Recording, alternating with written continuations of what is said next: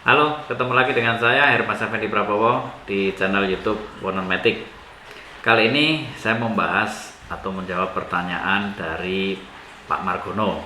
Pak Margono ini punya mobil Matic, sepertinya dia mobil Matic konvensional tipe standar. Dia nanya gini, Om, kalau saya lagi jalan tuas di D, di drive, terus kemudian ketemu tanjakan yang lumayan terjal, terus kita mau pindah tuas dari posisi D ke 2, apakah saya harus berhenti dulu?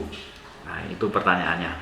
Saya mau jawab secara lebih detail, tapi sebelumnya subscribe dulu, komentar, dan bagi video ini ke teman-teman supaya saya terus bisa mengembangkan channel ini dan channel ini bisa bermanfaat bagi masyarakat, bagi teman-teman seluas-luasnya. Oke, kita mulai aja.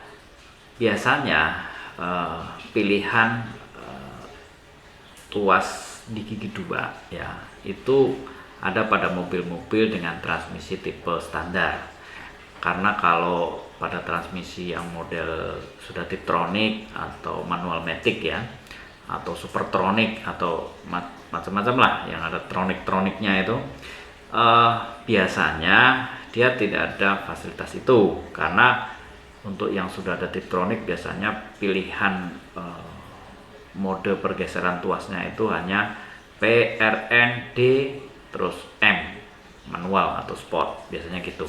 Nah, kalau untuk transmisi tipe standar yang non Tiptronic biasanya ada pilihan P, R, N, D, 2, 1 atau L dilengkapi dengan overdrive, atau PRN D3 2 1 atau L, biasanya begitu. Atau juga ada yang PRN D3 2, dia nggak ada satunya, seperti kayak Ayla ya, Ayla atau Agia gitu, nggak ada opsi untuk low gearnya, nggak ada. Nah, biasanya model transmisi atau tipe transmisi seperti itu yang dilengkapi dengan pilihan gigi 2 secara manual. Nah, sebelum kita jawab apakah boleh kita geser tuas dari D kedua pada kecepatan berapa, terus pada kondisi jalan yang seperti apa, baiknya kita bahas dulu bahwa pada saat kita melaju di gigi di tuas drive ya, di D gitu, itu pada mobil dengan 4 tingkat percepatan otomatis itu biasanya saat tuas di D itu percepatan otomatis bisa berlangsung dari gigi 1, 2, 3 sampai 4 ya. Nah, kalau yang kita geser ketiga atau kita menghidupkan overdrive itu biasanya kecepatan maksimum dibatasi pada gigi 3, jadi dia nggak mau ke 4.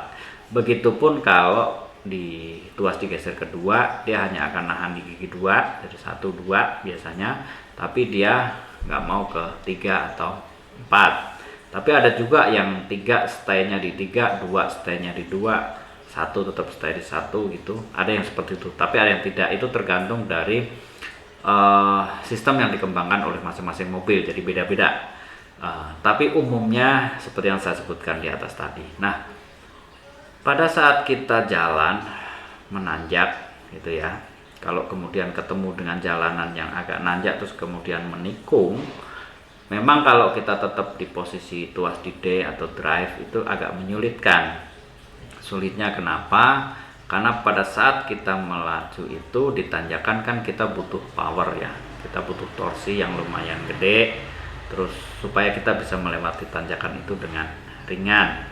Tetapi kalau kita taruh di D itu, ketika kita sudah dapat momentum, torsinya sudah dapat, terus kemudian mobil akan melaju ringan, bisa nanjak. Ketika kecepatan melebihi misalnya 40, dia akan geser dari 2 ke 3. Lebih dari 60 dia akan pindah ke 4. Nah, sehingga nanti ketika sudah lebih dari 60 km per jam, terus kemudian mesin terlalu berat menanggung tanjakan itu, mau nggak mau kita harus menekan gas lebih dalam. Nah, ketika kita menekan gas lebih dalam, otomatis akan terjadi shifting. Nah, bisa saja di 3, bisa saja di 2, tergantung pedal yang kita injak. Nah, ini tentu akan membuat berkendara itu menjadi tidak nyaman, karena seperti jadi anjut-anjutan kan, nggak enak gitu ya.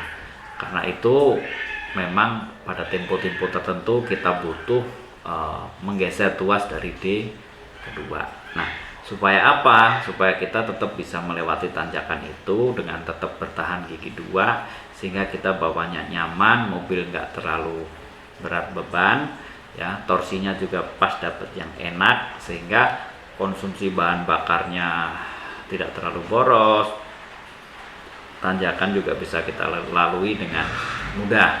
Nah, pada saat kita mau geser tuas dari D kedua itu tidak perlu kita harus berhenti dulu, nggak usah ya Pak Margono, tidak usah, kita jalan aja seperti biasa. Hanya pada saat kita geser tuas dari D kedua, saya sarankan kecepatannya tidak melebihi dari 40 km/jam.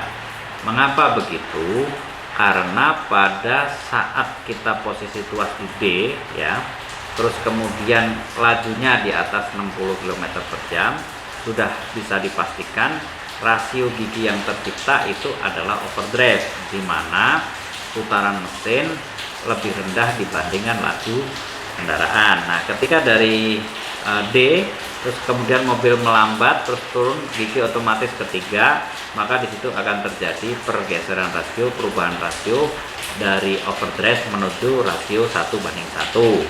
Nah, ketika kita masuk ke gigi 2, kita menginginkan gigi 2, kita sedang menginginkan underdrive, artinya kita menginginkan putaran mesin sedikit lebih kencang daripada si output shaftnya dari transmisi itu. Nah, dengan putaran mesin lebih kencang, sementara output shaftnya itu pelan, otomatis lebih ringan, beban mesinnya menjadi lebih ringan, sehingga diharapkan mobil bisa menanjak dengan mudah. Nah, kalau kemudian kita melakukan pergeseran tuas dari D kedua dalam kecepatan tinggi, maka di situ kita sedang menggeser dari posisi rasio gigi overdrive langsung ke underdrive. Maka kalau kita bawa mobil manual seperti kita memindahkan dari gigi 4 ke 2 secara tiba-tiba dalam kecepatan tinggi, tentu dalam kondisi berkendara ini sangat tidak nyaman, dalam berkendara sangat tidak nyaman. Selain juga akan merusak gearbox matic. Kenapa bisa rusak? Karena dari overdrive ke underdrive itu memungkinkan terjadi shifting, perubahan kerja clutch. Nah, kalau clutch berubah dari tadinya dia kerja untuk overdrive kemudian ke gigi underdrive, maka kalau kita menggeser tuas secara manual dari 3 ke 2, ya, bisa jadi tekanan oli yang menuju ke clutch underdrive itu lebih lambat daripada laju mobilnya itu, sehingga terjadi friction, gesekan dalam clutch yang eksesif. Nanti dikhawatirkan olinya tetap kotor, clutchnya tetap gosong atau tetap tipis, terus kemudian nanti tetap usia transmisi matic juga akan lebih pendek, misalnya filternya jadi gampang rusak, kira-kira seperti itu. Jadi itu yang bisa saya jelaskan, semoga ini bermanfaat buat Pak Margono dan juga buat teman-teman yang lain yang menggunakan transmisi matic tipe standar non Tiptronic. Oke, simak terus video saya, jangan lupa share ke sebanyak-banyaknya orang supaya mendapatkan informasi yang bermanfaat dari channel Bonomatic. Sampai jumpa.